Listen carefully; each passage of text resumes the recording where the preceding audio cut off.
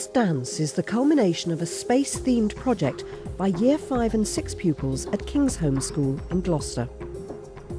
4 years ago, staff at school made the bold step of creating a new curriculum based entirely on themed, integrated, cross-curricular projects.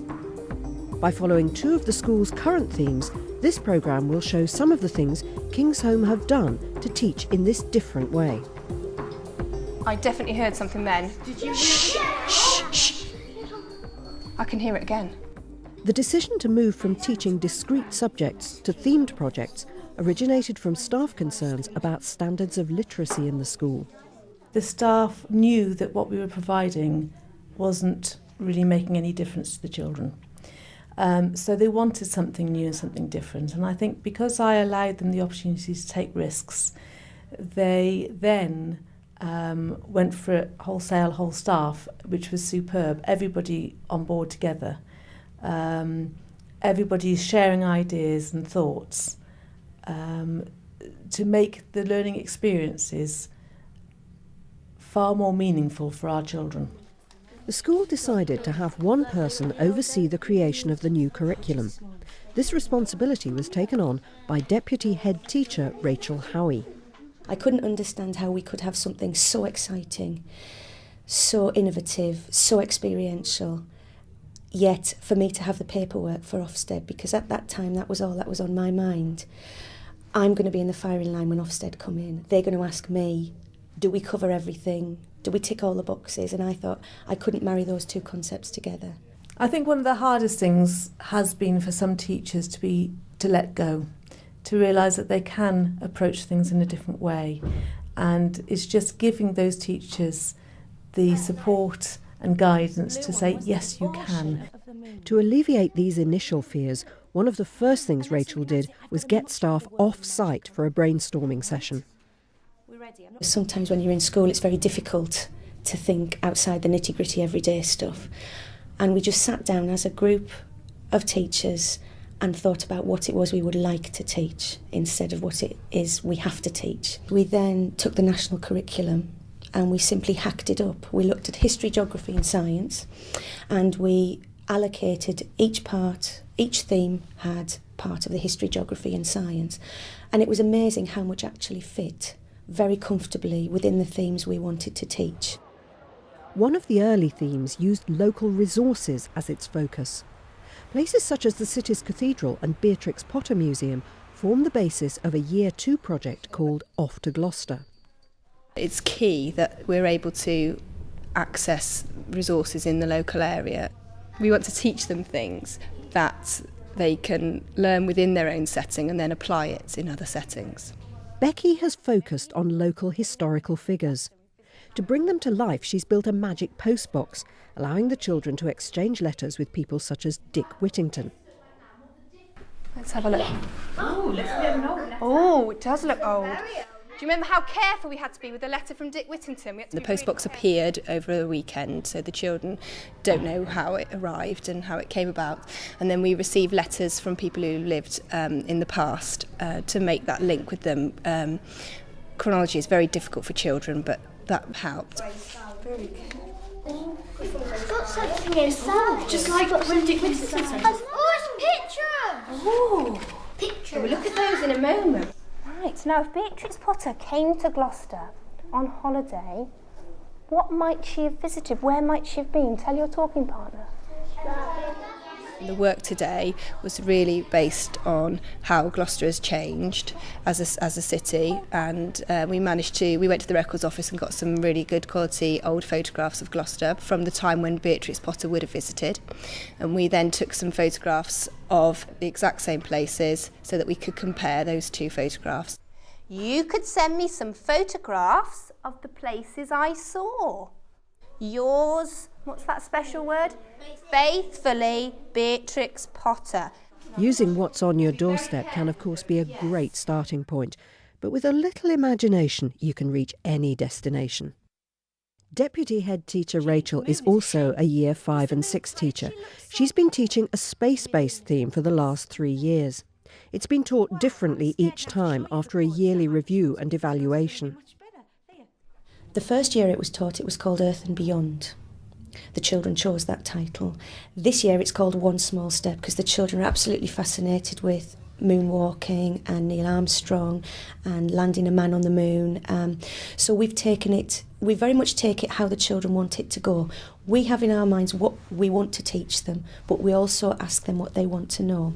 The children's questions about space have been incorporated alongside national curriculum requirements into a curriculum plan. And this isn't the only thing they've had input into. Creating the classroom environments is one of the most important things for us. And we involve the children. We really want the children to walk into their classroom and think, wow, this is a great place to learn. This really inspires me. I want to learn about Earth and beyond. I want to learn about space. They wanted the door of the classroom to look like a rocket. They wanted the classroom to be painted black. They wanted the planets to hang on the ceiling. So when you walk in to our Year 5-6 classrooms, you feel that's what you're going to be learning about. In today's lesson, Rachel's working with her focus group to write a moon-themed poem. We're going to write a group poem, and we're going to write it with moon rocks, and we're going to write it in space. This is our space. These are our moon rocks. We're going to write on them, and then we're going to create a living poem. So are you ready? Make sure you're comfy. Make sure you can see. Adding further to the mood, Rachel's created a slideshow of space images and combined them with music to inspire the children to think of lines for the poem.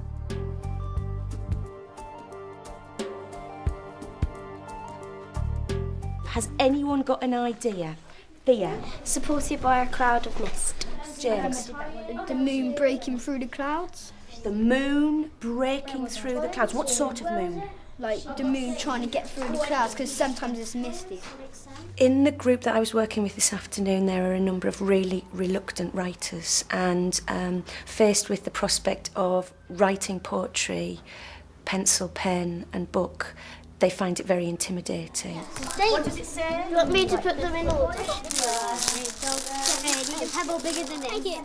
I try to make writing as practical as possible and try to use as many and very different ways of stimulating them as possible. Place. Where's place? Is that it? There. Yeah, place. In. There. There's night sky.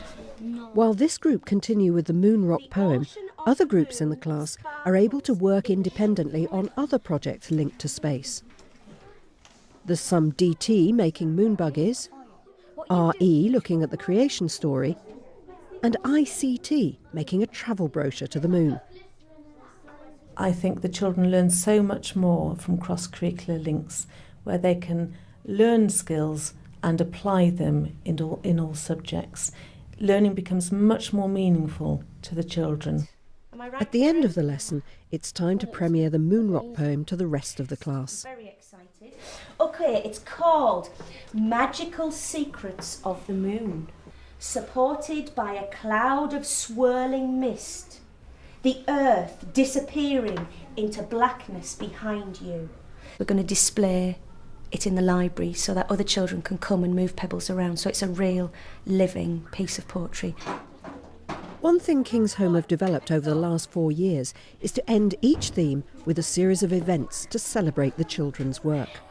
Our exciting event for One Small Step is going to be a dance share for the parents, where the children will share their dances that they've created, and we're going to have a space disco and fashion show where the children wear the costumes that they have created. So it should be really exciting.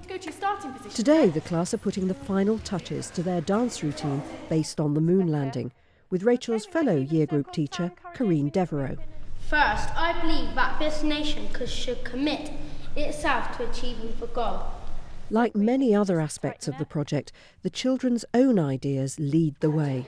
Right, vote for touching feet. Yeah, okay. No, I want to touch feet. Or fine, do it heads. But who wants to be who? I want to be an astronaut. I want to be an astronaut. Pass this a screwdriver. Pass me. Oh, give me that conk. The detailed planning for such complex cross-curricular themed units is seen as best done by sharing the workload with other members of staff. At King's Home, the One Small Step theme has been planned by Rachel and 3 other teachers.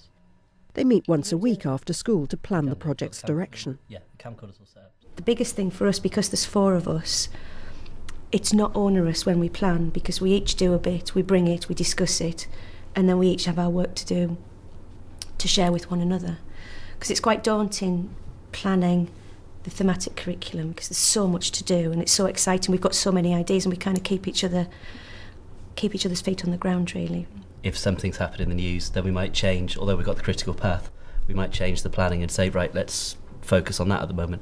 Or somebody can come up with an idea or see something in a magazine or see something in a feature and say, we're going to go with that instead of what we'd originally built on from the original planning ideas. Sometimes the problem can be that we are so excited and we get so many ideas, and you have to start cutting things down and saying, I think what we've always said is we want to do less but better and do really high quality work but less of it. That's been our focus. In this meeting, Rachel's giving feedback on the space poetry session from earlier in the day. And then they wrote the words on pebbles, and I put the pebbles on a black piece of velvet, and that was our writing space. And then I just asked somebody, could they come up with the first line, and loads of them could. Would it work? Idea. Get the video camera, slowly run the camcorder over the top of the poem, of the pebbles, so you've actually got it on film. We can then download it onto the laptop, put the music in the background, and then everything's come back together again, isn't it? Sharing the planning is a way of finding out about new resources available to use in lessons. Kevin's found a piece of imaging software which he thinks may be useful for an upcoming lesson on using aerial photos. Nice one. Which is cool, because we can start looking at the shape and everything. Tells us where London is, and then it zooms straight in to Gloucester. And you can then pull back out. That's right in. So there's King's Home. Yeah? And we can That's pull it. Fantastic. That's brilliant. For me as a teacher, it's really exciting to plan. It allows me to do the things that I've really wanted to do but felt constrained to do perhaps before. We've got to be careful though not to do too much with it, because there are endless opportunities, aren't there? We need to really be specific about what we want to get from it. But it's aerial photos, isn't it? And I think satellite imaging. But this isn't, well, yeah. We could take this into satellite imaging. It's really made our planning more vibrant. It's really focused us. It's allowed us to put the learning into a context, so it's really allowed the children's learning to reach its full potential.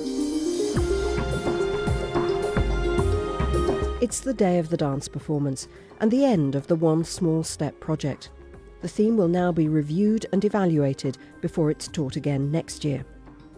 As this project ends, what do the staff think about this approach 4 years down the line, and what advice would they pass on to teachers wanting to do the same? I think it's teach the things you enjoy teaching, work to your strengths, and think about your children, your setting and your locality. What can you use in your locality for the benefit of the children? One of the things that my staff have particularly liked about this approach is the ownership. But for me to watch them have that love for teaching again, to be able to lead the teaching again in the way that they want and feel comfortable in, has been tremendous.